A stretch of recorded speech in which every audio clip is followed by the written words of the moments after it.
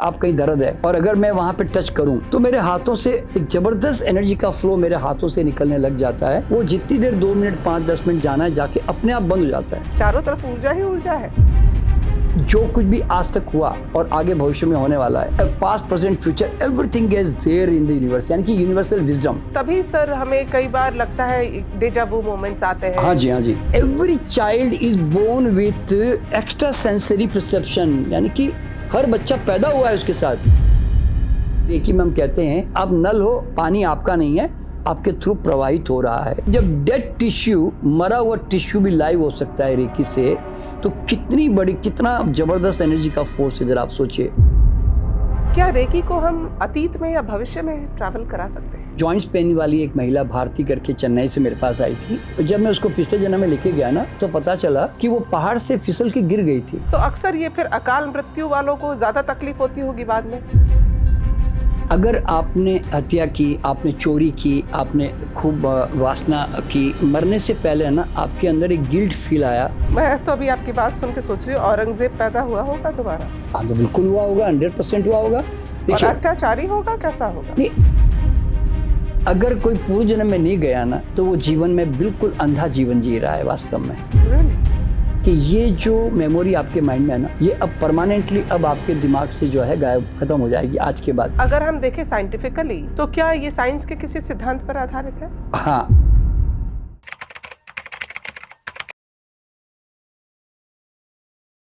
नमस्कार दोस्तों, मैं हूँ श्वेता रंजन और आज स्पॉटलाइट में हमारे साथ हैं विश्व विख्यात पास्ट लाइफ एक्सपर्ट और reiki grand master doctor NK Sharma. आज की बातचीत में हम जानेंगे पिछले जन्मों की सच्चाई, भविष्य की संभावनाएं, कर्म और आत्मा की यात्रा के बारे में, और साथ ही रेकी ऊर्जा की उस शक्ति के बारे में जो हमारे जीवन को बदल सकती है। तो चलिए शुरू करते हैं एक ऐसी यात्रा जो शायद आपके जीवन और सोचने के तरीके दोनों को बदल दे। सर, आपका स्वागत है हमारे कार्यक्रम में। नमस्कार। बहुत अच्छा लग रहा है कि आज आप हमारे इस कार्यक्रम में शामिल हुए हैं और आपकी जो बातें हैं वो देश दुनिया तक वैसे भी पहुंची हुई, हमारे कार्यक्रम के माध्यम से ज़रूर पहुंचनी चाहिए क्योंकि काफ़ी हेल्पफुल है। लेकिन चूंकि आपको रेकी मास्टर कहा जाता है, कई बार सर मैंने आपको कहते सुना है कि आपको भी पहले यकीन नहीं था रेकी में, और वास्तव में सच बताऊं तो मुझे भी नहीं होता। लेकिन कोई ऐसी शक्ति है जो ये बार बार मुझे कह रही है कि नहीं, आप NK शर्मा जी को कार्यक्रम में बुलाइए और उनसे बातचीत कीजिए।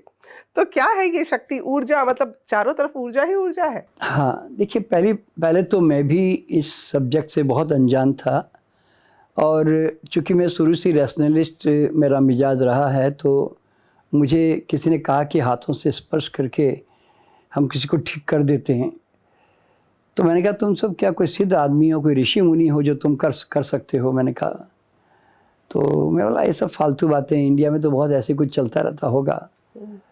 लेकिन मैं इतना ही समझता था कि शायद फिज़िकल, मेंटल और थोड़े से स्पिरिचुअल, इससे ज़्यादा और कुछ आदमी की कोई क्षमताएं, शक्तियां होती भी नहीं हैं, ऐसा मुझे लगता था। तो चूँकि मेरी वाइफ ने पहले रेकी सीखी थी, मुझे तो इंटरेस्ट नहीं था तो मैंने नहीं सीखा। तो हमारे हॉस्पिटल में एक महिला आई जिसके इतना बड़ा एक फोड़ा था, फोड़ा छोटा था 1 इंच का, लेकिन सूजन इतनी बड़ी थी। तो उसने कहा कि आज मैं एरोबिक्स एक्सरसाइज नहीं करूँगी। तो मैंने उनको 8 दिन का रेस्ट प्रोग्राम दिया, खाने पीने का सिस्टम बता के। मैंने कहा 8 दिन रेस्ट करो, फिर अगले सप्ताह आना। तो इतने में डॉक्टर सविता जो मेरी वाइफ है, उसने कहा कि नहीं रुको, मैं 1 मिनट रेकी ट्राई करती हूँ इसके ऊपर। मैंने कहा कि क्या है, इससे क्या होगा, ये तो अभी घर जाके रेस्ट करेगी, खाना पीना ठीक करेगी तो ठीक हो जाएगा। उसने कहा नहीं एक बार ट्राई करती हूँ। मैंने कहा कर लो भाई। तो किया, तो 15 मिनट के अंदर अंदर ना उसकी सूजन घट के इतनी छोटी हो गई कि उसका दर्द ऑलमोस्ट पूरा नील हो गया। और उसने कहा कि वो महिला ने कहा कि अब मैं एरोबिक्स करना चाहूँगी। मैंने कहा 1 घंटा एरोबिक्स करना है, दर्द नहीं होगा? वो बोले नहीं सर, मुझे अभी अच्छा फील हो रहा है। और उसने 1 घंटा एरोबिक्स की, उसको दर्द नहीं हुआ। तो मेरा माथा खनका के यार ये ऐसी क्या चीज़ थी जो 15 मिनट में इसने ठीक कर दिया और इतना आराम मिल गया हाथों से। ऐसा क्या, कुछ कोई मेडिसिन लगाई नहीं, कुछ कोई जादू किया नहीं कि भाई जिससे ठीक हो जाए। मैंने कहा कुछ तो हुआ है इसके साथ में। तो फिर मैं पहली बार मतलब मैंने एनर्जी साइंस के अंदर एंटर किया, यूँ समझ लें। तो पहली बार जब मैंने एंटर किया तो सारा एक इनविजिबल जो हॉराइजन था मेरे सामने खुल गया पूरा। मुझे पहली बार सूक्ष्म जगत में प्रवेश करने का मौका मिला और मुझे पता चला कि ह्यूमन बीइंग सिर्फ नॉर्मल ह्यूमन बीइंग जो हम फिजिकल बॉडी मानते हैं वो तो बहुत छोटा सा पार्ट है हमारा। हमारे और भी समझो हम 7 बॉडीज हैं हमारी, एक ही बॉडी नहीं, हम केवल फिजिकल नहीं है, हम मेंटल, इमोशनल, साइकिक, एस्ट्रल, कई तरह की बॉडी हमारे आसपास है। तो मुझे पता चला कि सूक्ष्म स्तर पर हमारे अंदर बहुत सारी अतीन्द्रिय क्षमताएं होती है। अतीन्द्रिय क्षमता means beyond your normal senses, जिसको हम साइकिक पावर्स कहते हैं, पैरासाइकोलॉजिकल पावर्स। तो पहली बार मुझे पता चला कि आदमी के अंदर ये नेचुरल ह्यूमन क्वालिटी है कि हम रेकी, जो कि यूनिवर्सल एक हीलिंग एनर्जी का नाम है, हम अपना शरीर का माध्यम बनाकर हम अपने हाथों से वो एनर्जी ट्रांसफ़र कर सकते हैं किसी में भी। और ये क्षमता हर आदमी में होती है, चाहे वो अनपढ़ है कि पढ़ा लिखा है, इससे कोई फ़र्क नहीं पड़ता। ये एक प्रकार से नेचुरल गिफ्टेड पावर है, डोरमेट है हर आदमी में। ऊर्जा को हम लोग एक्टिवेट करते हैं एक सर्टन मेडिटेशनल टेक्निक से।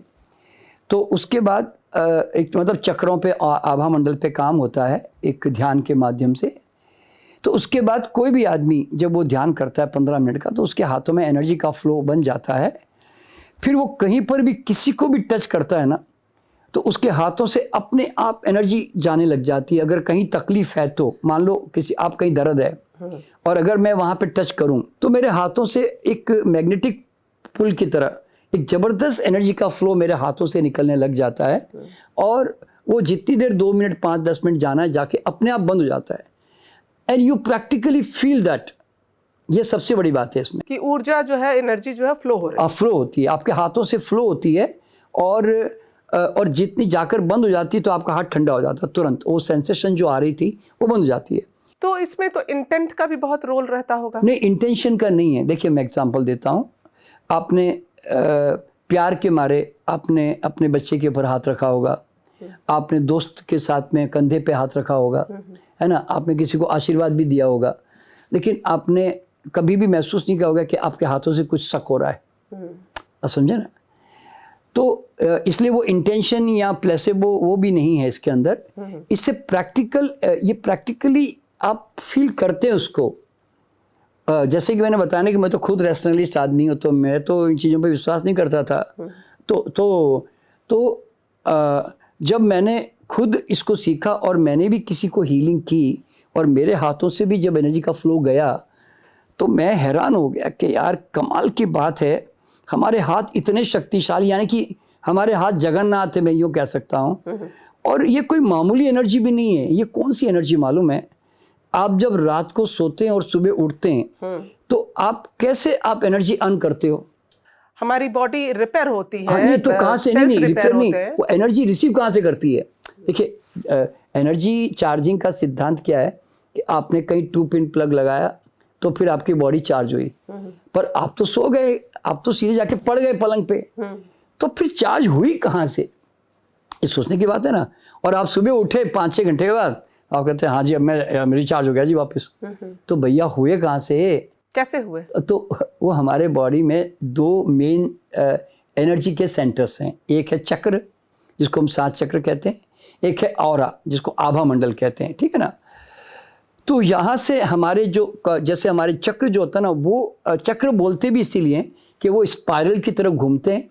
और जैसे बोलते हैं ना, कहीं वो स्पाइरल की तरफ घूम के एनर्जी को सक कर रहे होते हैं, जैसे एग्जॉस्ट फैन होता है ना, एनर्जी सक कर रहा होता है बाहर से, वैसे हमारे भी चक्र इस तरह से यूनिवर्स से एनर्जी को, वाइटल फोर्स को, जो प्राण ऊर्जा है जिससे हमारा जीवन चलता है, वो जीवनी शक्ति को वो अट्रैक्ट करता है और फिर हमारे शरीर में जब आती है तो धीरे धीरे रिसीव करके फिर हम 5-6 घंटे में उड़ जाते हैं। तो वही सेम एनर्जी जो हम नींद में कमाते हैं, वही सेम एनर्जी, यूनिवर्सल एनर्जी, हम जब हीलिंग करते हैं तो हम एक माध्यम की तरह काम करते हैं और हमारे थ्रू ऊर्जा का प्रवाह होता है। इसलिए रेकी में हम ये नहीं कहते कि I am giving you reiki, हम कहते हैं I am a reiki channel, मैं तो रेकी का माध्यम हूँ, मेरे द्वारा रेकी का प्रवाह हो रहा है। तो अब देखिए ना, अब कितनी देर जानी वो तो मैं भी डिसाइड नहीं कर सकता ना। तो जितनी मरीज की रिक्वायरमेंट होती ना, कोई 2 मिनट लेता है, कोई 5 मिनट लेता है, कोई 10 मिनट लेता है, कोई 15 मिनट लेता है, कोई आधा घंटा भी लेता है। तो और ये किस चीज पे निर्भर करता है कि कौन कितना टाइम लेता है? नहीं, वो मरीज के ऊपर, मरीज की इंटेंसिटी, मरीज की प्रॉब्लम की इंटेंसिटी कितनी है उसके ऊपर डिपेंड होता है। तो कई लोग तो 1-2-3 मिनट के बाद में हाथ ठंडा हो जाता है, कई जगहों पे 15-20 मिनट तक भी, आधा घंटा तक भी जाती रहती है। और कई बार हीलिंग इतनी जोर से खींचता है कि आपका हाथ है ना पूरा ऐसे दर्द होने भी लग जाता है, कई बार ऐसे, मतलब आपको ऐसा फील आता है। तो ये जब तो हम जब रेकी चैनल बनकर एनर्जी दे रहे होते हैं ना, तो हमारी अपनी एनर्जी उसमें इन्वॉल्व नहीं होती। इसीलिए अगर आप इसमें आप ऐसे सोचने लगे कि आई हैव टू गिव, तो then your energy also involve. इसलिए रेकी में हम कहते हैं आप रेकी के माध्यम बनकर, आप नल हो, पानी आपका नहीं है, आपके थ्रू प्रवाहित हो रहा है। तो इस कंडीशन में उनको फिर रेकी से बहुत मतलब जो आराम मिलना चाहिए वो मिलता है। देखिए, किसी भी बीमारी का सिद्धांत क्या है? Vital force. अगर वाइटल फोर्स स्ट्रांग होता है ना, तो हम जल्दी रिकवर करते हैं, रीजनरेशन फास्ट होता है, डिटॉक्सिफिकेशन फास्ट होता है, रिकवरी बड़ी फास्ट होती है। तो एनर्जी अगर लो है तो हमारी रिकवरी लेट होती है। तो इसीलिए रेकी बेसिकली क्या है? एक स्ट्रॉन्ग प्राणा एनर्जी, वाइटल फोर्स, जो आप माध्यम बनकर आप किसी को भी दे रहे हो, बस ये समझिए, ये रेकी है। ओके, सो अगर हम देखें साइंटिफिकली, तो क्या ये साइंस के किसी सिद्धांत पर आधारित है? हाँ, देखिए क्या होता है कि what is a human being? एक ह्यूमन बीइंग भी एक एनर्जी का ही फोर्स है। Ultimately he is nothing but an energy, एक एनर्जी बीइंग है ओरिजिनली देखा जाए बंडल तो। है पूरा। हाँ, बंडल है एनर्जी का, ठीक है ना। तो जब आप और आपके बॉडी में एनर्जी जंक्शंस हैं जिसको हम चक्र और ऑरा कहते हैं, ठीक है ना।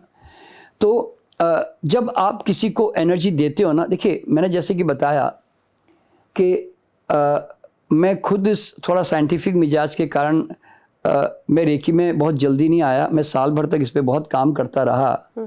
और मेरे सामने क्वेश्चन क्या था कि it is an more experiential rather than tangible. Experiential है ये। क्यों? कोई सीखेगा करेगा तो पता चलेगा, नहीं तो वो कैसे मानेगा, उसको तो मानना पड़ेगा। तो मैंने कहा ऐसे कैसे चलेगा। तो मैंने फिर कई तरह के ना ऑरा कैमरा आते हैं आजकल। ऑरा भी दिखाता है कैमरा? ऑरा मेरे पास भी है, जो हम करीब 25 साल से यूज़ कर रहे हैं। तो इसमें क्या होता है, अभी मान लीजिए आपके इस मैंने चाहे लिविंग या नॉन लिविंग, इसमें कोई फ़र्क नहीं पड़ता, रेकी हर एक में ट्रांसफ़र होती है। तो मान लीजिए मैंने आपके घुटने की मैंने फ़ोटोग्राफ ली, या मैंने आपके हाथ में दर्द हो रहा था फ़ोटोग्राफ ली, तो उसकी कलरिंग जो ऑरा में डिफरेंट आएगी, ठीक है। मान लो लाल कलर आएगा आपके चारों तरफ, क्योंकि आपका हाथ अभी दर्द हो रहा है। फिर मैंने आपको हीलिंग दी तो अगर मैं मान लीजिए मैं मेरे पहले हाथ का फोटोग्राफ आपको मैं ऑरा फोटोग्राफ लूँ, तो मेरे हाथ जो ना बिल्कुल नॉर्मल से कलर से आएंगे कोई। लेकिन जैसे ही मैं किसी को रेकी देता हूँ और रेकी का इन्वोकेशन करता हूँ और रेकी मेरे हाथों में फ्लो होनी शुरू होती है, तो रेकी करने के बाद मैं उसको हाथ के फोटोग्राफ वापस बताऊं, वो मेरा फोटोग्राफ लें, तो मेरे हाथों का पूरा कलर एकदम चेंज हो चुका होगा, वाइब्रेशनल। क्यों? अल्टीमेटली वाइब्रेशन लेवल पर मेरे यहाँ पे जो एनर्जी में बदलाव आया वो प्रैक्टिकली ऑरा कैमरे में दिख सकते हैं हम लोग, पहली बात तो, ठीक है। अच्छा, और मरीज को जिसका मैंने मरीज का एक ऑर्गन का फोटोग्राफ लिया तो उसका कलर डिफरेंट था, लेकिन जैसे मैंने उसको एनर्जी दी, तो एनर्जी देते ही उसका जो है पूरा उसका कलर उसके 15-20 मिनट के बाद उसका चेंज आ जाएगा, यूँ। तो ये पहली बात तो ये साइंटिफिकली मुझे प्रूव करना था, तो वो ऑरा कैमरा मैं यूज़ करता हूँ, पहली बात। दूसरी बात क्या होती है कि देखिए, सबसे पहली बात तो इसमें आपका अपना स्वानुभव, क्योंकि आप खुद कहते साहब मैंने इसको हीलिंग की तो मेरे हाथों से ज़बरदस्त फ्लो हुआ, पहला तो आपका अनुभव है।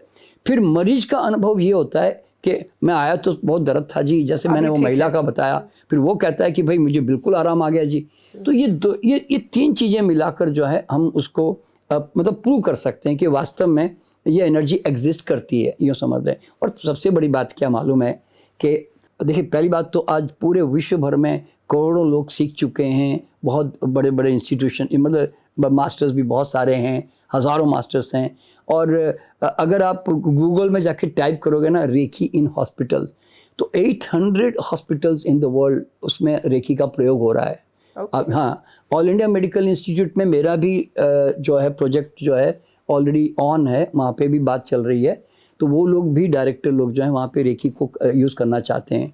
और अमेरिका में भी टेक्सास में एक हॉस्पिटल के साथ हमारी बातचीत चल रही, वो यहाँ से हमें बुला रहे हैं एंगेज होने के लिए। तो मतलब इस तरह से अभी काफ़ी हॉस्पिटल जो है, मरीज खुद भी डिमांड कर रहा है क्योंकि उसको बहुत राहत मिलती है।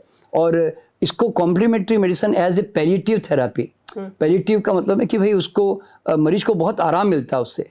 बट इसका जो आराम है, हाँ, जो इफेक्ट है, आउटकम है, हाँ, क्या वो लॉन्ग टर्म तक रहता है? मतलब कि क्या ठीक हो गया तो ठीक हो गया? हाँ, नहीं, देखिए क्या होता है कि पहली बात तो कोई भी बीमारी का एक नियम है कि अभी टेम्परेरी रिलीफ मिलना किसी भी बाहरी ऊर्जा से, एक वो टेम्परेरी होता है जनरली, ठीक है ना।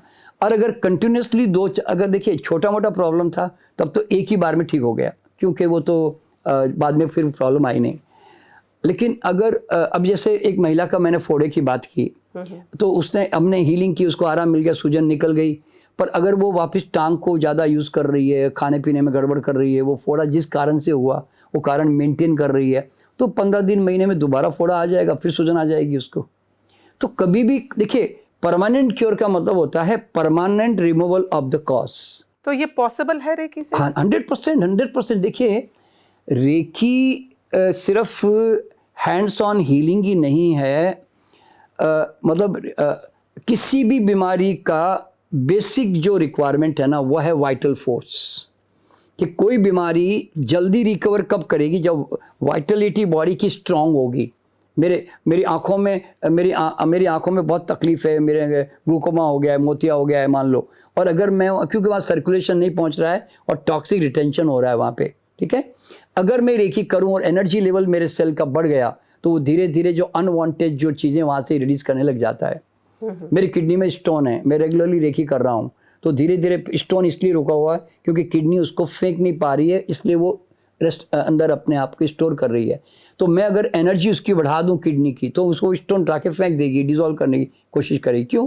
बॉडी कभी भी किसी भी फॉरेन अबनॉर्मल सब्सटेंस को जो है ना, जो बॉडी का पार्ट नहीं बन सकता, बॉडी कभी भी बर्दाश्त नहीं करती, उसको जल्दी जल्दी निकालने की कोशिश करती है। अच्छा सर, एक बात बताइए कि रेकी के माध्यम से जैसे हम ये फोड़ा या छोटी मोटी बीमारियां या परेशानियां उसको दूर कर सकते हैं, या have you tried and tested it on some bigger issues as well? देखिए रेकी में जो मैं एक्सट्रीम केस की चर्चा करता हूँ, और मैं आपको फोटोग्राफ भी भेजूंगा उसके, कि गैंग्रीन आप जानते हैं कि पाँव काला पड़ जाता है, उसमें डॉक्टर को काटना ही पड़ता है, कोई चारा नहीं है उसके अंदर, एम्पुटेशन ही उसका रास्ता है ना।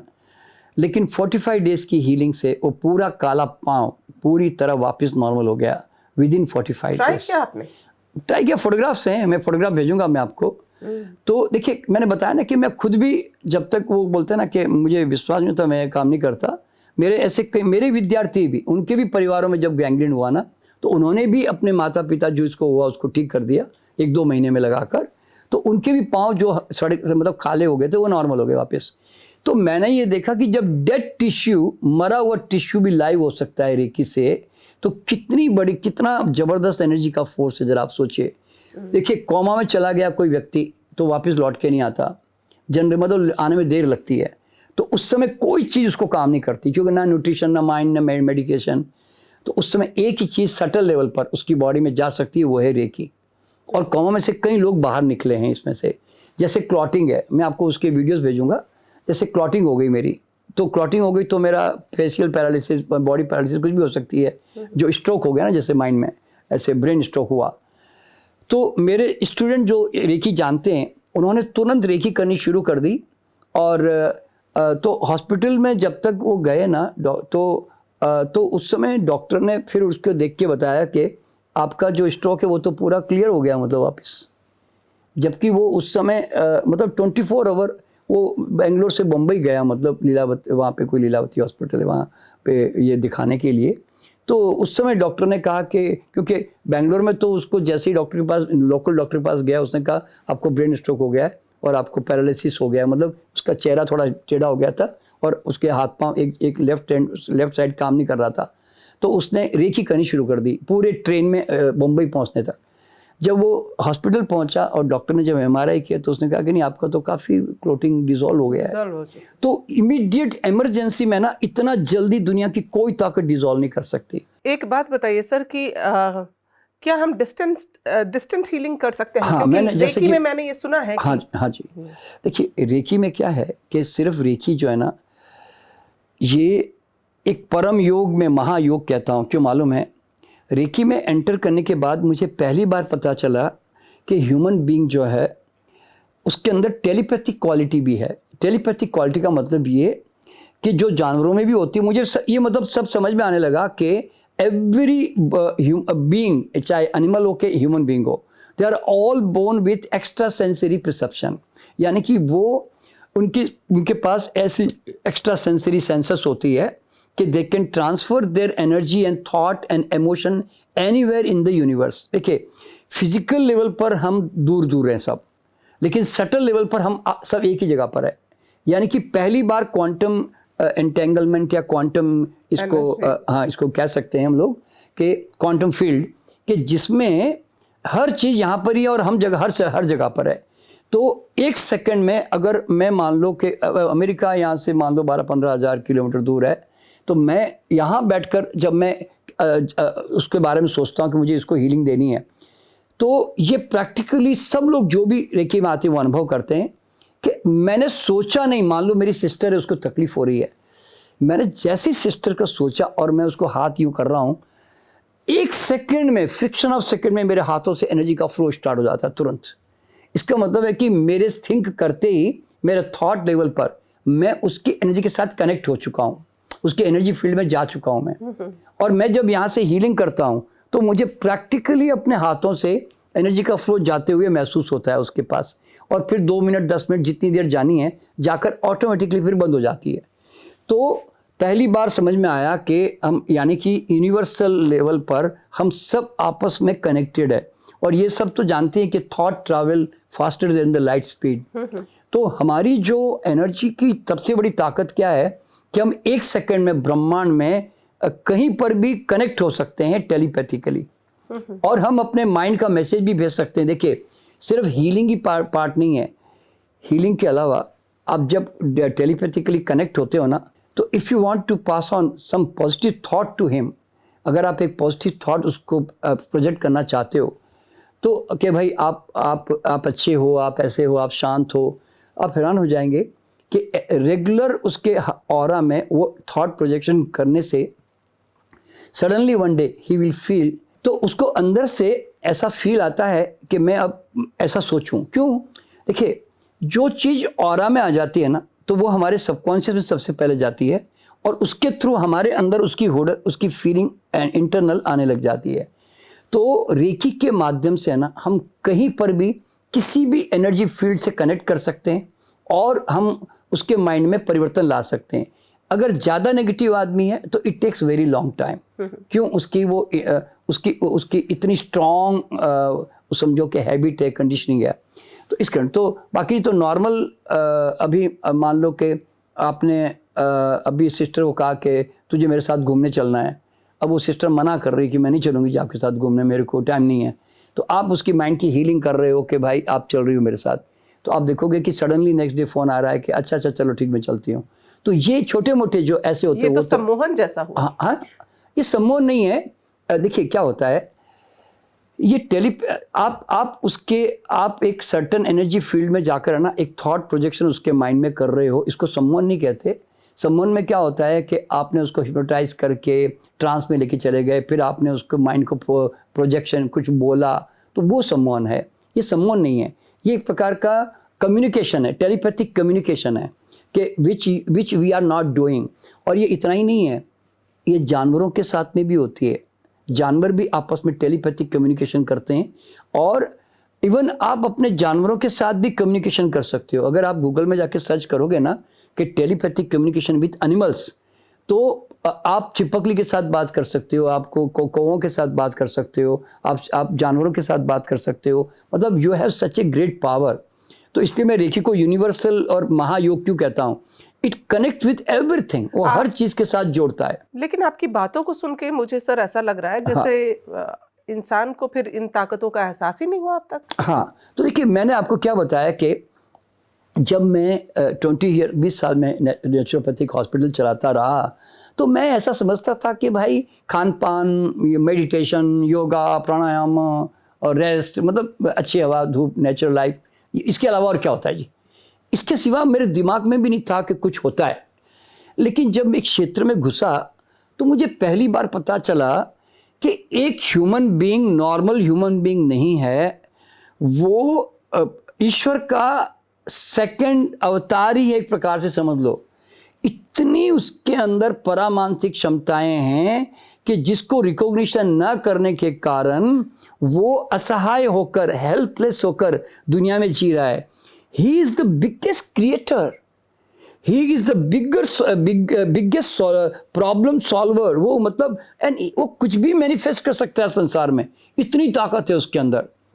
तो मुझे पहली बार पता चला कि रेकी तो होती है। तो टेलीपैथी के अलावा फिर पता चला कि हर आदमी में नेचुरल सेंसेस होती है, 5 इंद्रियों की तरफ 5 सेंसेस होती है, वैसे इनर सेंसेस होती है जिसको हम अतीन्द्रिय क्षमताएं कहते हैं, या उसको हम एक्स्ट्रा सेंसरी परसेप्शन या हायर सेंसरी परसेप्शन कहते हैं।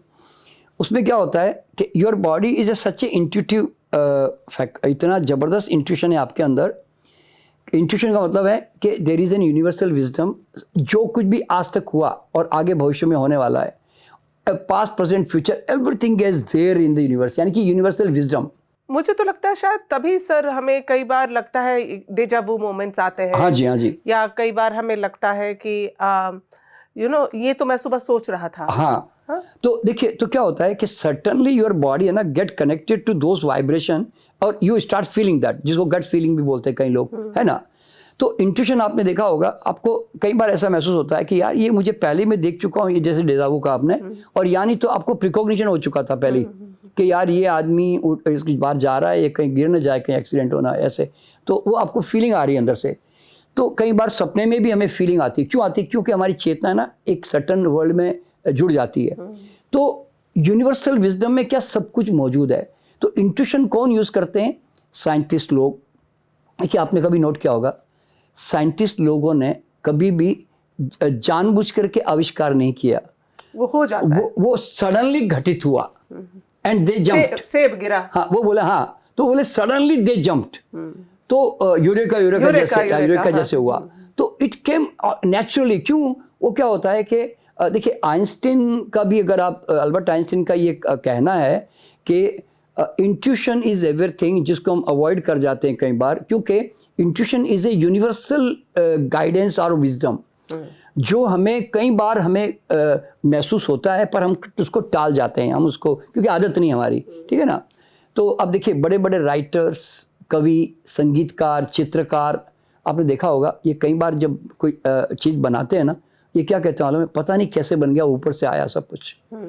देखिए, मैं खुद भी राइटर हूँ, मैंने भी 25 किताबें लिखी है। तो कई बार मैं किताब लिखने के बाद मैं सोचता हूँ, यार ये मैंने लिखी है क्या? ये मेरे से हुआ है क्या? मुझे खुद को विश्वास नहीं होता ऐसे। क्यों? संगीतकारों को आपने देखा होगा, पुराने गाने क्यों अच्छे लगते हैं? वो शुरुआत तो कॉन्शियस माइंड से करते हैं, लेकिन suddenly they enter into trance state and फिर वो धुन बनाने लग जाते हैं, वो अपने आप बनने लग जाती है। तो इस तरह से इंट्यूशन का जो है ना, हम हमारे हर फील्ड में ना हमें यूज़ करना चाहिए। क्यों? हम बिजनेस में है, जॉब में है, अगर क्रिएटिविटी, इनोवेशन, न्यू आइडियाज़ नहीं आ रहे हैं तो आप तो फिर आगे नहीं बढ़ पाओगे ना। तो इसीलिए इंट्यूशन हर आदमी में होता है, जो हम यूज़ नहीं कर पा रहे हैं। फिर एक थर्ड आई होती है, आपने सुना होगा। देखिए, आपने सुना होगा, बच्चे आँख पे पट्टी बांधते हैं और वो कुछ भी पढ़ लेते हैं, देख लेते हैं, हाँ। जिसको ब्लाइंड फोल्ड, मिड ब्रेन कहते हैं। तो हर आदमी की जो इनर आई है ना, जिसको पीनियल ग्लैंड कहते हैं, ये इतनी ज़बरदस्त है कि अभी तो रामदेव जी के यहाँ पातंजलि यूनिवर्सिटी में और रविशंकर जी के भी ये मेरी फैमिली में मैंने किसी को देखा ऐसा करते हैं। रविशंकर जी के यहाँ पे नहीं, रविशंकर जी यहाँ तो प्रैक्टिकली इंस्टीट्यूट का पूरा डिपार्टमेंट है, जिसके अंदर एक महिला सैकड़ों बच्चों को रोज़ सिखाती है। उसमें ऐसे ऐसी चीज़ें सिखाती है, आप जानकर के हैरान हो जाएंगे कि आप बाहर खड़े होकर आप एक चित्र बना रहे हो अपने घर से बाहर, और बच्चे सब कमरे में बैठे हुए हैं। उनको कहा जाता है कि वो चित्र, क्या चित्र बना रही है, बना दो। सारे बच्चे चित्र वैसे ही बना देते हैं, सब के सब सेम। जो उसने मान लो ट्रायंगल बनाया, उसने बाहर खड़े होकर। तो ये क्या है, स्पिरिचुअल पावर है? स्पिरिचुअल पावर और कुछ नहीं है। तो क्या है ये? हर देखिए क्या है, ये कभी रिकॉग्निशन ही नहीं हुई कि every child is born with extra sensory perception, यानी कि हर बच्चा पैदा हुआ है उसके साथ। लेकिन सर अगर ये इतना पावरफुल टूल है, हमारी ज़िंदगी को मतलब बेहतर बना सकता है, और जहाँ तक इफ़ आई एम करेक्ट, इसका ओरिजिनेशन इंडिया से ही होता है। इंडिया से, और बहुत जगह से ट्रैवल करके ये फिर वापस इंडिया में आता है। जी। सो कैसे ये मतलब रेकी जो है, जो जिसका ओरिजिन इंडिया है, और आज इंडिया में लोगों को ये सिखाना पड़ रहा है, समझाना पड़ रहा है कि ये सचमुच में होता है, वास्तविकता है। हाँ जी, हाँ जी। ये क्यों ऐसा हुआ? नहीं, देखिए क्या है, मैं बताऊं आपको कि हमारे भारत में जो सबसे बड़ी प्रॉब्लम क्या रही कि सबसे पहली बात तो ये कि हमारे ऋषि मुनियों और योगियों की जो खोज है ना, वो इस सूक्ष्म विज्ञान में इतनी गहराई में चले गए कि अब कुछ खोजना बाकी नहीं रह गया। आज के ज़माने में बता रहा हूँ, मतलब they have searched everything in subtle world. वो पूरे ब्रह्मांड को जान चुके हैं, ये समझ लो। ये बीच की जो, देखिए क्या होता है, शास्त्र कोई 10वीं मंजिल से बैठ के लिखता है और वो आता है 4थी मंजिल के हाथ में, चौथी क्लास के बच्चे के हाथ में, पर जिसको पंडित, मौलवी, बाबा, पादरी बोलते हैं। ये लोग अपने ढंग से उसको फिर मैनिपुलेशन करके उसको अपने ढंग से इंटरप्रिटेशन करते हैं, और उसके कारण ये मिस्टिकल बना रहा। फिर बीच में हमारे यहाँ पे देखिए, आप वेस्टर्न कंट्री और ईस्टर्न कंट्री का अगर फ़र्क देखोगे ना, देखिए जब reiki eastern country western country में गई तो उन्होंने सीधा कहा कि ये यूनिवर्सल एनर्जी है, आपको ऐसे ऐसे मेडिटेशन करना पड़ेगा और ऐसे आप कोई भी सीख सकते हो। तो आज हमें उन्होंने बताया कि भाई ये हर आदमी सीख सकता करके। लेकिन उसके पहले जापान में भी, क्योंकि वो भी ईस्टर्न प्रभाव है वहाँ पे, कई 100 साल तक वो डेवलप हो चुकी थी। 100 साल हो गया था, वहाँ पर भी कोई मास्टर वगैरह नहीं जो है जल्दी से, क्योंकि मिस्टिकल बना के रखा। नहीं साधना करनी पड़ेगी, ऐसा करना पड़ेगा। भारत में भी क्या है, कोई भी चीज़ के साथ देवी देवता जोड़ देते हैं, भगवान को जोड़ देते हैं, और लोग समझते हैं कि ये सिद्धियाँ विद्याँ होती है, ये सब हम जैसे लोग नहीं कर सकते। आपने एक बात नोट की होगी, भारत के अंदर साउथ इंडिया में जाओगे ना, वहाँ कोकोनट डॉजिंग करते हैं, वहाँ कोकोनट हाथ में पकड़ते हैं तो खड़ा हो जाता है। तो ये तो एक नेचुरल प्रोसेस है, इंट्यूटिव प्रोसेस है, हमारी बॉडी सेंसिटिव है, ये सब चीज़ें पकड़ सकती है। लेकिन आज भी वो नारियल वाले को पूछेगा ना, तू कैसे करता है? वो टेलीकाइनेसिस नहीं, टेलीकाइनेसिस नहीं, टेलीकाइनेसिस नहीं है, अपने आप खड़ा होता है नारियल। एक्चुअल में आपको कुछ भी नहीं करना पड़ता। आप जैसे ही आप कहते हो पानी खोजना है, तो नारियल में पानी होता है, तो like energy always attracts the like. तो पानी, आपका नारियल जो ऐसे बैठा हुआ है, अब जैसे ही वो पानी के सोर्स पे पहुंचे नीचे, अब चलते चलते, तो तुरंत वो नारियल ना खड़े होने लग जाता है ऐसे अपने आप। तो ये कोकोनट डॉजिंग जो है, पानी खोजने के लिए एग्रीकल्चर लैंड में वहाँ के गाँव के देहाती लोग इस्तेमाल करते हैं। अगर उनको पूछो, शार्प कुछ नहीं है, मैं आप भी कर सकते हो, ये भी कर सकता है, वो भी कर सकता है, कोई भी कर सकता है। मैं तो सिखाता हूँ, हर आदमी कर सकता है। देखिए चमत्कार जो है ना, अज्ञानियों की भाषा है, सच मुझे बता रहा हूँ मैं। चमत्कार जैसा कुछ भी नहीं है, हर चीज़ साइंस है, समझा नहीं गया ढंग से। तो इस तरह से ये जो नारियल का जो खोजना है ना, ये कोई भी व्यक्ति पानी खोज सकता है ऐसे ट्रेनिंग हो करके। तो अब तो ये सब चीज़ें ना, ये लोग क्या करते हैं मालूम है? जब मैं गांव जाके पूछा देहाती से, कैसे करते हो? वो मेरे पिताजी को, दादाजी को सिद्धि थी, उन्होंने हमें फिर इन्हें पास ऑन किया। वो किसी को एक मंत्र बोलते हैं हम, उसके बाद ये काम करता है। तो हम भी समझते, पता नहीं भी होगा भी। एक ज़माने में हम ऐसा समझते थे, लेकिन जब मैं इस विज्ञान में आया और मुझे पहली बार पता चला कि ये क्या डॉजिंग करते हैं। बाहर विदेशों में तो डॉजिंग के हज़ारों लोग प्रैक्टिस कर रहे हैं, और वहाँ ना तो कोई भगवान है बीच में, ना कोई सिद्धि है, ना कुछ है। सिंपल सा साइंस है, कोई भी सीखता है और करता है। कॉपर रॉड्स है, पेंडुलम है, ऐसे सब यूज़ करके काम कर रहा है। तो फिर मैंने इसको लोगों को सिखाना शुरू किया, मतलब ये सारे साइंस जो है, तो ये बताने के लिए कि एनीबडी कैन डू इट। और मैं बेसिकली बताया ना कि मैं ये अंधविश्वास, ये पाखंड, ये भ्रम या अज्ञानता, मैं इनका बड़ा दुश्मन हूँ। मुझे ये टॉलरेट नहीं होते, मिस्ट्री टॉलरेट नहीं होती है, समझ लें मुझे। तो सर जैसे अगर मैं आपको कहूँ कि आजकल मेरे नेक में बहुत पेन है, तो क्या हम ऐसा डेमो अभी कुछ कर सकते हैं? हाँ, अगर आपके देखिए, अगर सचमुच नेक में पेन है ना, मान लीजिए, तो फिर मैं आपको अभी हीलिंग करके आपको मैं प्रूव करके बता सकता हूँ। तो कीजिए ना। हाँ, कहाँ पे पेन है बताइए आपको? ये बैक साइड में। आपके बैक साइड में है ना? अच्छा, ठीक है। तो चलिए मैं आपको फिर करूँ आपके पास आके। इसको हटाएं? हाँ, इसको हटा दीजिए, मैं आपके पास आ जाऊँ वहाँ पे। So we are going to experience this moment. अच्छा, आप थोड़ा सा बालों को थोड़ा सा आगे कर लेंगे जरा सा, ठीक है? ओके ओके, ठीक है। चलिए, आप आराम से रिलैक्स हो जाइए और रिलैक्स होकर अपना सारा ध्यान आप अपनी श्वास पे ले आइए। धीरे से श्वास लंबी गहरी लेते हुए ऊपर तक लीजिए, थोड़ी देर रोकिए, 1 2 3 काउंट तक, और फिर धीरे से उसको छोड़िए। ध्यान सारा श्वास पे रखिए बस। इस तरह श्वास लगातार चुपचाप आराम से लेते रहिए और 3 काउंट तक रोकिए, फिर उसको छोड़ते रहिए। आप अपना इतना काम करते रहिए बस, ठीक है? चलिए, जब तक मैं आपकी हीलिंग करता हूँ।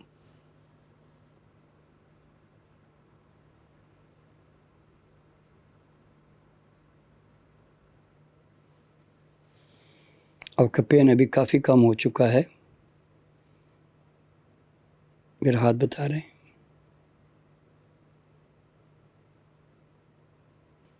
एक दो हीलिंग और जरूरत पड़ेगी, लेकिन ठीक हो जाएगा, लेकिन काफ़ी हद तक। अब देखिए आप ज़रा सा। वो एक्चुअली ये मूवमेंट लग रहा था रिस्ट्रिक्टेड है, लेकिन अभी बहुत बेटर लग रहा है। हाँ, और मुझे ऐसा महसूस हो रहा था कि कुछ तो फ्लो हो रहा है। हाँ। सो बहुत आराम मिला मुझे तो। देखिए, आप ज़रा सोचिए, मुश्किल से हमने 4-5 मिनट हीलिंग की। आप ज़रा सोचिए, पेन किलर को भी मिनिमम 20-25 मिनट चाहिए। नहीं, लेकिन आई एम फीलिंग फ्रेश। हाँ, मतलब सीरियसली मैंने कभी आज पहली दफा मैंने करवाया है and I am feeling so good. चलिए, अच्छी बात है। लेकिन आप देखिए, आप ज़रा सोचिए, कुछ भी नहीं है। She can also do, he can also do, anybody can do heal. How much time, कितना लगता है? 5 मिनट 10 मिनट। नहीं, रेकी सीखना चाहे अरे सीखने में तो देखिए, सीखने में तो मैं 2 घंटे में एक सिखा देता हूँ, 1-2 घंटे में, नहीं तो जनरली 5-6 घंटे का एक सेशन होता है। उसके अंदर कोई भी सीख सकता है। मैं फ्री में सिखाता हूँ सबको, हर 15 दिन में आता हूँ, लोगों को सिखाता हूँ। अच्छा, एक बात बताइए सर कि ये क्या रेकी को हम अतीत में या भविष्य में ट्रैवल करा सकते हैं? नहीं, देखिए, नहीं, रेकी एक हीलिंग टेक्निक है जिसमें डिस्टेंस हीलिंग, प्रेजेंट हीलिंग और सब करते हैं। इवन उसमें पेड़ पौधों को हीलिंग कर सकते हैं। पेड़ पौधे भी खराब हो ना, आपके सूख जाते हैं, तो आप रेकी से उसको हरा भरा कर सकते हैं। पेड़ पौधे? हाँ जी, बिल्कुल। अरे, अगर एक पेड़ सूख रहा है आपका और वो बहुत दिनों से फ्लावरिंग नहीं कर रहा है, तो आप उसको रेकी करोगे तो एकदम ग्रो करके बड़ा हरा भरा हो जाएगा वापस दोबारा। रेकी प्लांट के ऊपर तो बहुत ज़बरदस्त काम करती है, और एनिमल्स के ऊपर तो हम इतना काम करते हैं कि अगर कोई कुत्ते को कोई प्रॉब्लम हो गई, कोई मतलब पक्षी को कोई प्रॉब्लम हो गई, तो जीव जंतुओं के ऊपर हम बड़ा प्रयोग करते हैं। हमारे यहाँ पर लोग है ना, पेट डॉग्स वगैरह लेके आते रहते हैं, और कईयों के टांग कट जाती है, कईयों के बीमार पड़े रहते हैं, घायल होते हैं, उनको कैंसर होता है, तो हम यहाँ पे फ्री हीलिंग करते हैं जानवरों की। तो जानवर तो इतने बढ़िया हीलिंग करते हैं कि हमने तो कई पेट्स को जो है ना, मरते हुओं को नया जीवन दिया, समझे प्रकार से। लेकिन जैसे मैंने आपसे पूछा कि हम क्या पास्ट या फ्यूचर में ले जा सकते हैं, why I asked this question, क्योंकि चूंकि आप पास्ट लाइफ रिग्रेशन से भी जुड़े हुए हैं। हाँ। सो ज़रूर आप जब ये थेरेपी करते होंगे तो आपको लगता होगा कि कई ऐसे अतृप्त, असंतुष्ट लोग हैं, आत्माएं हैं, जिनको तृप्ति की आवश्यकता है। देखिए, क्या है, कैसे लिंक करते हैं? हाँ, देखिए क्या है कि बेसिकली मुझे कभी नहीं पता था कि मैं कभी पास्ट लाइफ फ्यूचर लाइफ पे काम करूँगा, लेकिन मेरी बेसिक नेचर क्या है कि कोई भी चीज़ की कोई बीमारी जब ठीक नहीं होती या कोई दुख दर्द ठीक नहीं होता है तो उसका रूट कॉज होता है।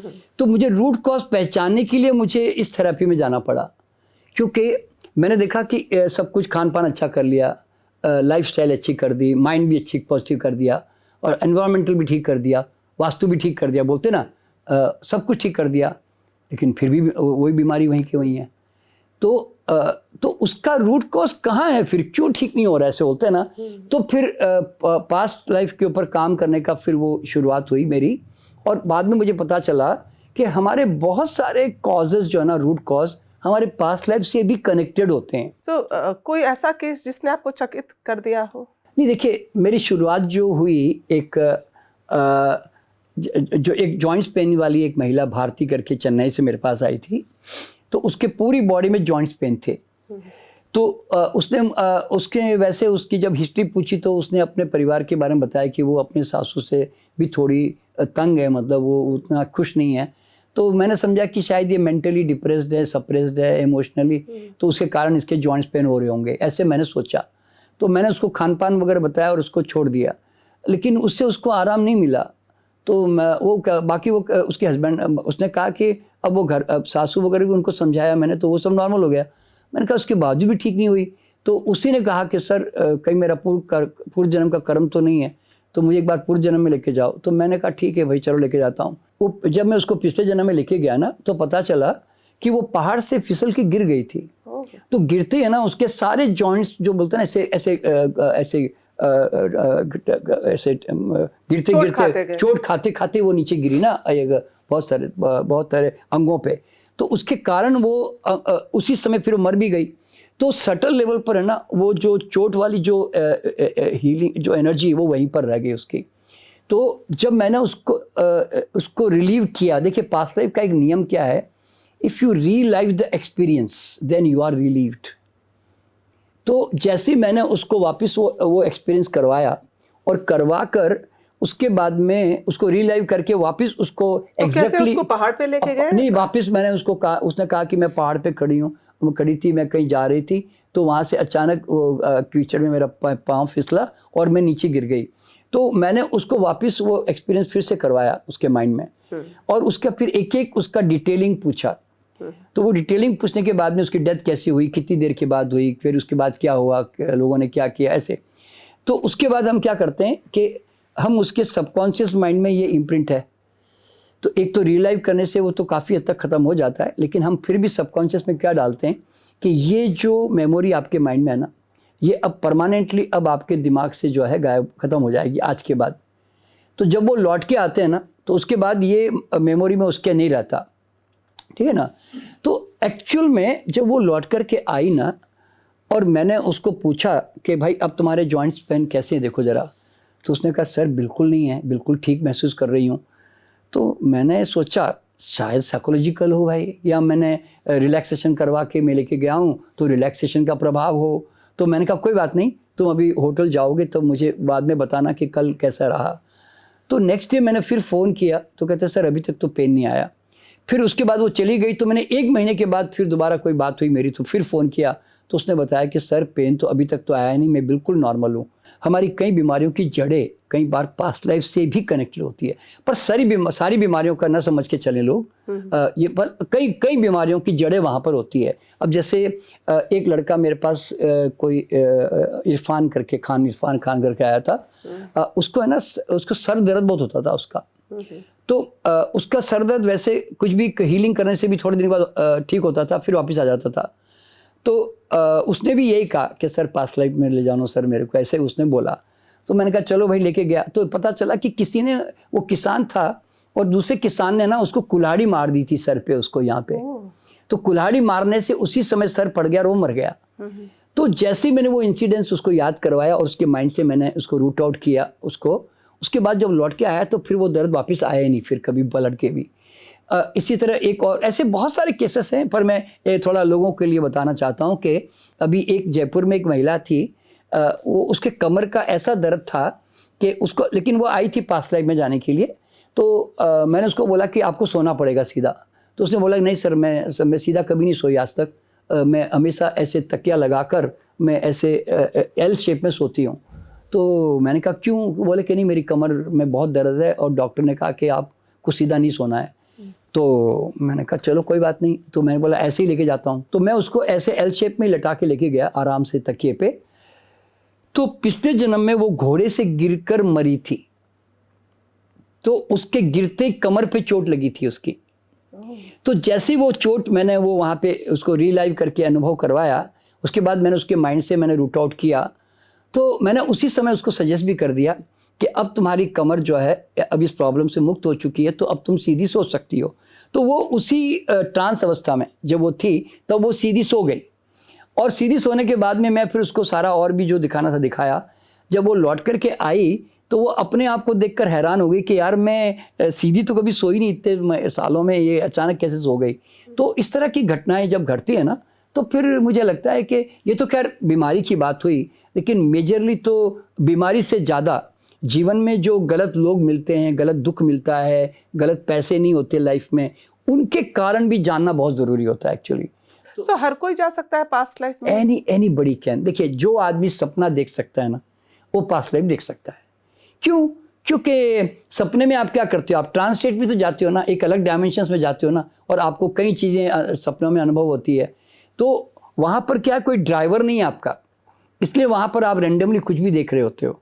यहाँ पर क्या है, मैं ड्राइवर हूँ, तो इसलिए मैं मेरी मर्जी वाली साइट सीइंग करवाता हूँ। यूँ समझ लें, जाते दोनों ट्रांस में ही है। तो उसमें भी बॉडी माइंड ढीला छोड़ा, आपकी चेतना बाहर निकल गई। इसमें भी बॉडी माइंड ढीली छोड़ी, चेतना बाहर निकल गई। तो इस तरह से, तो इसीलिए हर व्यक्ति जो सपना देख सकता है वो पास्ट लाइफ में जा सकता है। पर ये कभी समझ के ना चलें कि एक ही बार में आया और तुरंत चला ही गया। कई लोग 5% ऐसे भी लोग आते हैं हमारे पास जो बिल्कुल नहीं जाते, देखते भी नहीं, कुछ भी नहीं देख पाते हैं, और या उनको दूसरी बार ले जाना पड़ता है तो दूसरी बार में जाते हैं, कई लोग तीसरी बार में जाते हैं। तो ऐसा भी होता है कई कुछ तो लोगों हम के जैसे साथ। कई स्टोरीज ऐसे देखते हैं, न्यूज़ में भी कई बार आता है कि कोई बच्चा है 3 साल का, 5 साल का, वो बताता है कि मेरा घर यहाँ था, मैं ऐसे हुआ था, मेरे घर में वैसे हुआ था, मेरा नाम ये था, वो था, जो भी है सारी डिटेल्स देता है अपने पिछले जन्म का। तो क्या ये सब सच होता हाँ, ये है? सब सच है। देखिए, आपको सारे लोगों को समझना चाहिए कि पूर्व जन्म का विज्ञान था तो भारत की देन, क्योंकि हम ही चर्चा करते थे। कृष्ण भगवान ने भी गीता में पूर्व जन्म के बारे में कहा, ये आत्मा न मरती जन्मती है। लेकिन ये हमारा दुर्भाग्य है कि भारत में इसके ऊपर कभी भी साइंटिफिक काम नहीं हुआ। लेकिन अगर आप गूगल में जाके आप जाएंगे ना, तो वर्जीनिया यूनिवर्सिटी में डॉक्टर इयान स्टीवनसन, जो कि मेडिकल एमडी डॉक्टर है, उन्होंने 3000 जैसे आप बच्चे की स्टोरी बता रही ना, ऐसे 3000 बच्चों की उन्होंने डॉक्यूमेंटेड जो है स्टोरी उन्होंने वहाँ पे स्टोर की हुई अपने पास में। और उनके जो असिस्टेंट है डॉक्टर टकर अभी इस वक्त, वो बर्थ मार्क पे काम कर रहे हैं कि हमारे कई सारे जो बर्थ मार्क होते हैं ना, वो कई बार पास्ट लाइफ से कनेक्टेड होते हैं। अभी जैसे मैं भी रिसेंटली अभी 4-5 दिन पहले किसी को लेके गया था, तो उसके कंधे पे किसी ने ना तलवार मारी, मतलब जब वो सैनिक था और किसी ने लड़ाई लड़ते वक्त उसके कंधे पे किसी ने तलवार मारी। तो तलवार मारी तो उसका हाथ जो है वहाँ से काफ़ी एकदम इंजर हो गया था। तो मैं जब लौट के आया तो मैंने उसको पूछा कि आपके कंधे में कोई प्रॉब्लम है क्या, या कंधे में कोई मार्किंग है क्या? तो बोले, उसने ना इमीडिएटली खोल के बताया कि सर ये देखिए मेरे कंधे पे ये मार्क है।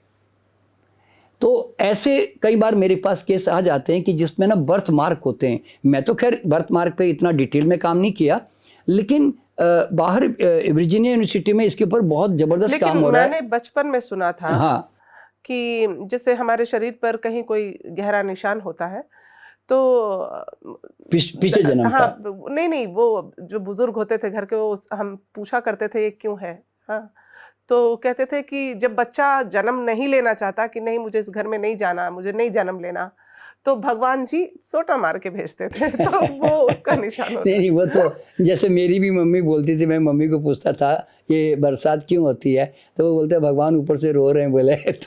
तो ये खैर अच्छी बात, वो तो खैर बचपन में सुनाने के लिए ठीक है, लेकिन एक्चुअल में ऐसा नहीं होता।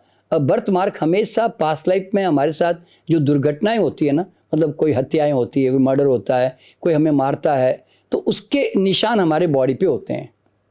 सो अक्सर ये फिर अकाल मृत्यु वालों को ज़्यादा तकलीफ होती होगी बाद में? तकलीफ नहीं होती। देखिए, एक्चुअल में ना अकाल मृत्यु जो लोग मरते हैं ना, ये हम ऐसा सोचते हैं कि ये अकाल मृत्यु मरा तो ये बड़ा दुख में होगा, ऐसा बिल्कुल नहीं है। जो पहाड़ से गिरा, जो मतलब या किसी कार से एक्सीडेंट से मर गया या किसी ने उसकी मर्डर कर दिया, ऐसे होता है ना, तो मैं उनके पूछता हूँ कि आपकी अब आपकी तो डेथ हो गई, तो अब आपको कैसा फील हो रहा है? तो बोलता है कुछ नहीं, थोड़ी देर तो मुझे असमंजस रहा, एक सरप्राइज कि ये क्या हो गया, फिर उसके बाद में मैं लाइट में चला गया, प्रकाश में चला गया। तो मैं बोला आपको कोई तकलीफ है, कोई मन में कोई ऐसे बोलता ना एक फ्रस्ट्रेशन है कि मेरे साथ ऐसा क्यों हुआ, मेरी अनफुलफिल्ड डिज़ायर रह गई? तो बोले कि नहीं ऐसा कुछ भी नहीं है, आई एम हैप्पी नाउ। तो जनरली ये हम लोग सोचते हैं कि वो आत्मा अतृप्त रह गई होगी, असमय मृत्यु हो गई उसकी, पर ऐसा जनरली आत्मा नहीं बताती इस तरह तो फिर मृत्यु के बाद क्या होता है? देखिए देखिए क्या होता है कि जैसे ही हमारी मृत्यु हो जाती है ना, तो अगर हमारे अटैचमेंट होता है ना हमारे परिवार के साथ में, तो वो कुछ दिनों तक उस हमारे आसपास में एक वाइब्रेशनल रूप में हमारे आसपास में रहती है। वो जो ऊर्जाएं होती है वो आप वाइब्रेशन के रूप में आपको फील कर सकते हो। जैसे वाइफ है, उसका हस्बैंड चला गया, तो उसको ऐसा फील आएगा कि अभी भी यहाँ कोई हस्बैंड खड़े थे मेरे साथ, मुझे ऐसा लगा यहाँ लेफ्ट में कोई था, या अभी भी पीछे से कोई गया मेरे, ऐसा होता है ना। तो क्योंकि वाइब्रेशनल फ्रिक्शन होता है ना, तो वो महसूस होता है, तो वो अनुभव कर रहे होते हैं। अब वो अपनी डेड बॉडी को भी देख रहा होता है, लोग उसके, ये इमेजिनेशन है या वास्तव में नहीं वास्तव में होता है, वो उसकी वो चेतना उसको देख रही होती है। फिर वो कुछ देर वहाँ पे घर के आसपास मंडराता रहता है। फिर जब वो देखता है कि अब बॉडी जल ही गई, देखिए जलाने का भी सिद्धांत भारत में क्यों मालूम है, क्योंकि उससे उसका मोह कट हो जाता है। नहीं तो वो बॉडी देख के वो परेशान हो रहा था कि ये क्या हो गया, मैं बॉडी में जा क्यों नहीं पा रहा हूँ वापस, ऐसा होता है ना। और साथ साथ में ये परिवार वालों का है ना, वो कम्युनिकेशन करने की कोशिश भी करता है, वो ऐसे कुछ ऐसे आवाज़ भी देता है, मतलब ऐसे बोलते हैं, लेकिन वो कोई सुनता नहीं उसकी, ऐसे वो खाली तो ऐसे 2 4 8 दिन 15 दिन ऐसे कुछ आसपास रहता है। फिर धीरे धीरे सब लोग अपने अपने उसमें लग जाते हैं, तो देन वो वहाँ से निकल जाता है फिर इस तरह से। तो क्या हर किसी का पुनर्जन्म होता है?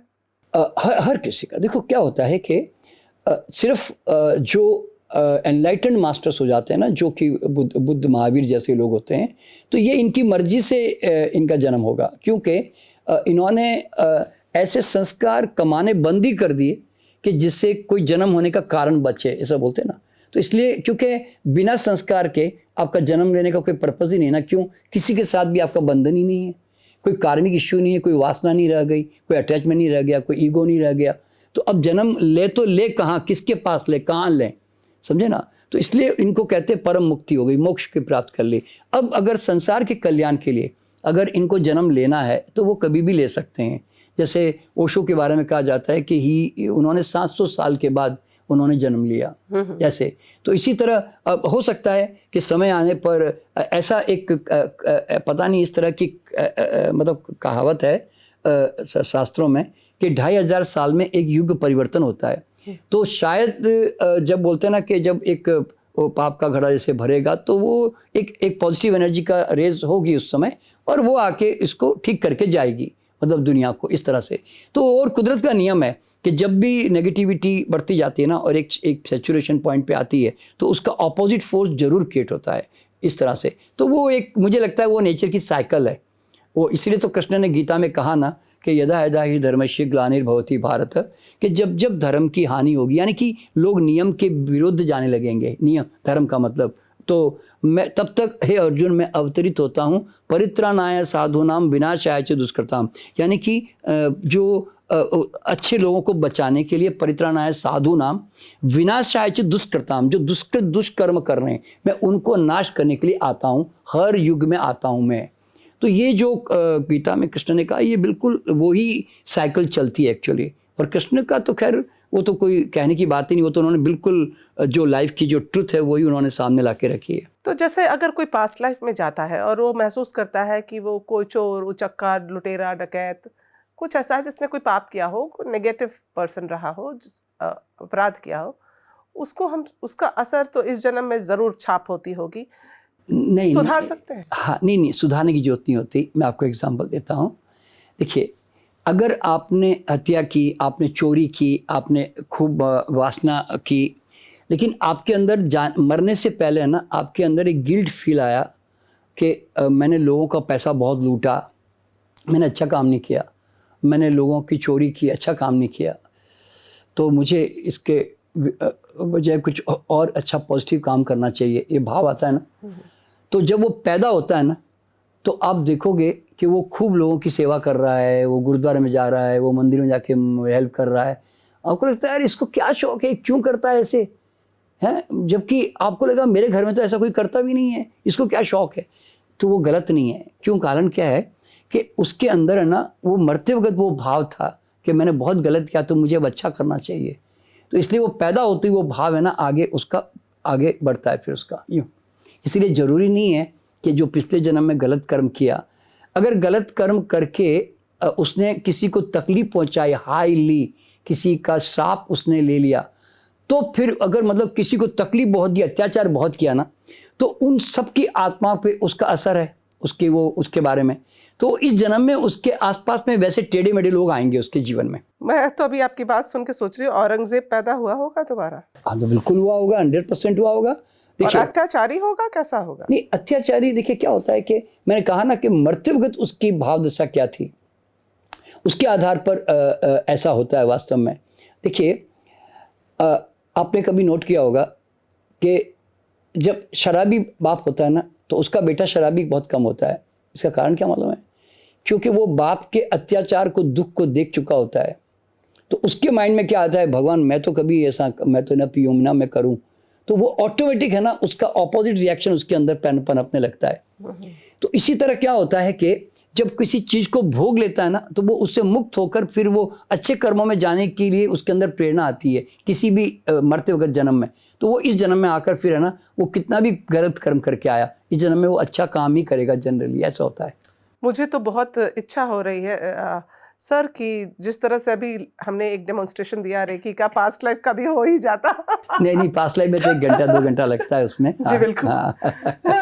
लेकिन ये जरूर करना चाहूंगी मैं। हाँ, नहीं, आप जरूर जाना चाहिए। देखिए श्वेता जी, अगर कोई पूर्व जन्म में नहीं गया ना, तो वो जीवन में बिल्कुल अंधा जीवन जी रहा है वास्तव में। Really? हाँ, देखो क्या होता है, आप इल्यूजन में जी रहे हो, आप भ्रम में जी रही हो। आपको देखिए, आपका नाम अब श्वेता जी है, लेकिन एक्चुअल में आप जब पास्ट लाइफ में जाओगे और पिछले जन्म में जाओगे, तो आपको पता चलेगा मेरा नाम तो मतलब कोई महिमा था, मैं तो कुछ दूसरा ही नाम था मेरा। लेकिन कंफ्यूजन क्रिएट होगा इस लाइफ में। कंफ्यूजन क्रिएट नहीं होता। आपको मैं जनरली 3 लाइफ दिखाता हूँ लोगों को, मतलब पास्ट, प्रेजेंट और फ्यूचर, ठीक है। तो उसमें वो क्या देखते हैं, भाई पिछले जन्म में मेरा नाम महिमा था या और कोई फातिमा था, कोई मुसलमान थी मैं, तो अगले जन्म में जाकर देखो कि मैं जेंट्स बन गई और मेरा नाम माइकल हो गया। तो फिर आपको लगेगा यार मैं कौन हूँ, सारे मुसलमान हूँ कि मैं क्रिश्चियन हूँ। इस जन्म में तो मैं आरती कर रही हूँ, मैं घंटी बजा रही हूँ, और पिछले जन्म में मैं नमाज़ पढ़ती थी, और अगले जन्म में गई तो मैं ऐसे कर रही हूँ। तो फिर आपको लगेगा कि कौन सी जात पात, कौन सा क्या नाम, किस नाम को लेकर मैं अहंकार कर रही हूँ, कितने ही नाम ऐसे छोड़ के आ गई हूँ, समझे ना। तो मेरा वास्तविक नाम भी श्वेता तो है नहीं। ये तो इस प्रकार के काम हो गया कि रामलाल के खेत में आम पड़ गया तो रामलाल का आम, किशन लाल के खेत में पड़ गया तो किशन लाल का आम। तो जैसे आम की कोई जात तो होती नहीं है। तो हम we are just pure conscious, हमारा कोई नाम नहीं होता। तो एक बात बताइए, जब पास्ट लाइफ रिग्रेशन थेरेपी से हम बाहर आते हैं, हाँ, अपने चेतना अवस्था में, हाँ, तो जो हमने देखा उस समय ट्रांस में, वो हमें याद रह जाता है? हाँ, देखिए क्या होता है, पहली बात तो हम देखिए, हम है ना पास्ट लाइफ ले जाने के बहुत सारे तरीके होते हैं। हम लोग ऑनलाइन में भी ग्रुप में भी लेके जाते हैं। एक साथ 5-5 हज़ार लोगों को भी लेके गया हूँ मैंने वर्ल्ड रिकॉर्ड बनाया इसके अंदर। तो जो पर्सनल जाते हैं वो तो बोलते हैं, मुझे बताते हैं, बात करते हैं मेरे साथ में, सो दे टॉक टू मी, ठीक है ना। तो मैं उनका वीडियो रिकॉर्ड करता हूँ, पर उन्होंने क्या बात की उनको पता नहीं चलता। मैं उनका वीडियो रिकॉर्ड करता हूँ, लेकिन मैं उनको वापस लाने से पहले ये मैं उसकी माइंड की प्रोग्रामिंग करता हूँ कि what ever you have seen, आपने जो भी देखा वो आपके मेमोरी बैंक में लाइफ लॉन्ग आपको याद रहेगा, और जब भी आप रिकॉल करना चाहोगे रिकॉल कर पाओगे। तो ये मैं बोल कर लेके आता हूँ, इसलिए उनको याद रहता है, पहली बात। और दूसरी बात, मैं उन्होंने जो बोला वो मैं वीडियो रिकॉर्ड करता हूँ, पूरा का पूरा 1 घंटे का सेशन जो होता है, ठीक है ना। अच्छा, और ग्रुप में जब जाते हैं तो ग्रुप में भी मैं सजेशन देता हूँ। उसमें भी लोग घर में बैठ के जा रहे होते हैं ऑनलाइन, तो उसमें भी जब लोग लौट के मुझे बताते हैं कि क्या क्या देखा, तो वो पूरी एग्जैक्टली ऐसे फिल्म की तरह कहानी सुना रहे होते हैं मुझे वहाँ पे, एकदम ऐसे। तो इस तरह से उनको याद सब लेकिन रहता है। मुझे अगर इंडिविजुअली आप मेरी राय जाने तो मुझे ऐसा लगेगा कि क्यों जानना पास्ट के बारे में, उससे जी तो प्रेजेंट में रहे और उससे हमारी लाइफ में कंफ्यूजन क्रिएट होगा। नहीं, इसमें नहीं सीता जी, अगर पूर्व जन्म में नहीं देखा ना तो आप जीवन में बहुत अंधेरे में रह जाओगे, जो मैं कह रहा हूँ। क्यों मालूम है? पहली बात, हमारे नाम के प्रति और जात पात के प्रति भी, आज आप हिंदू हैं तो आपके हिंदुत्व के प्रति एक अटैचमेंट है आपके माइंड में।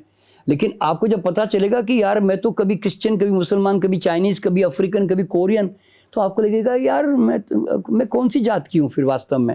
पहली बात तो जात पात का भ्रम टूटा, ऊंच नीच का भ्रम टूटा कि न ब्राह्मण ने कोई शूद्र न कोई क्षत्रिय, ठीक है। अच्छा, फिर सबसे बड़ी बात क्या है, आप मृत्यु को लेकर भी तो कहीं ना कहीं भयभीत है ना जीवन में, मृत्यु को लेकर भी दिमाग में रहता है ना भाई। तो लेकिन आपको जब आप देखते हो कि पिछले जन्म में आप मरे, 70 80 90 साल में मरे, लोगों ने आपको जलाया गाड़ा, तो आपको लगा कि अरे मैं फिर पैदा हो गई और फिर अगला जन्म लिया तो फिर और एक मेरी अलग पर्सनालिटी हो गई। तो आपको क्या लगेगा कि यार मैं तो कभी मरा ही नहीं यार, मेरी तो पैकिंग बदलती रही। तो आपको पहली बार अनुभव में आता है पास्ट लाइफ से कि आई नेवर डाई। कभी ऐसा हुआ है कि किसी सेशन के दौरान जैसे कोई महिला हो अपने पास्ट लाइफ में गई तो अपना परिवार, अपना बच्चा, अपना हस्बैंड देख के वो इमोशनल हो जाना? इमोशनल होते हैं क्योंकि क्या होता है कि इस जन्म की मम्मी, इस जन्म के बच्चे, बेटा बेटी, हस्बैंड, सब उसको पिछले जन्म में अगर मान लो कहीं दिखते हैं तो वो उनको देखकर रो रही होती है उस समय। वो कहती है कि अरे ये तो मेरी माँ है, वो अरे और ये तो मेरी बेटी है जो मेरे पास मतलब मेरी बहन के रूप में मेरे साथ खड़ी हुई है। तो ऐसे रिश्ते बदल जाते हैं, मतलब रिश्ते सेम नहीं रहते कई बार, तो वो रिश्ते बदल जाते हैं। लेकिन वो अच्छा, फिर मैं 100 साल के बाद भी लेके जाता हूँ ना फ्यूचर में, तो उसके अंदर भी वो देखते हैं कि इस जन्म के कई रिश्तेदार उस आगे जन्म में आ चुके होते हैं। तो जो अभी हम पैदा ही नहीं हुए उसको कैसे देख सकते हैं? नहीं, देखिए क्या होता है, आप कई जन्मों से है ना, आप हजारों जन्मों से जीते चले आ रहे हो, समझे ना।